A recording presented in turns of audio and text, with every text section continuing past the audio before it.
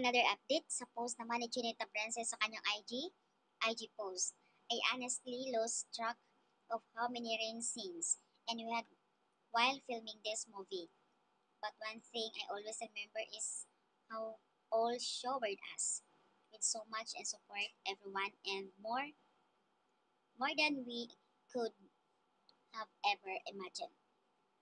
Then after 3 months, from movie theaters to the phones and TV scenes, My Love Will Make You Disappear is now on Netflix. And because of you, we made it and top 7 worldwide for non-English film. Wow. Maraming salamat po. Thank you for crying with us, loving with us, and for embracing the story with so much heart. It's been a journey and I will forever hold close to mine. And every message, every share, every word, appreciation.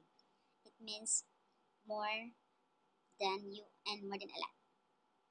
To everyone and who believed in us from very beginning, no words, just deepest thank you.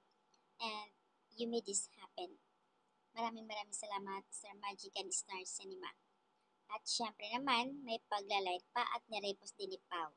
Malaking karangalan ito. Lalo na yung iba na hindi nakapanood pa nga ng My Love Will Make You Disappear. At ito pagkakataon na nga dahil nasa Netflix na. So, congratulations dahil top 7 po ang kanilang movie ng My Love Will Make You Disappear. Samantala, ipinost naman lahat ng mga behind the scene, mga photos nila naganapan since D1. So, ayan, mas marami ang scene nila dito na basa sila sa ulan talaga as in. Congratulations sa lahat ng team ng My Love Will Make You Disappear dahil top 7 po sila sa Netflix.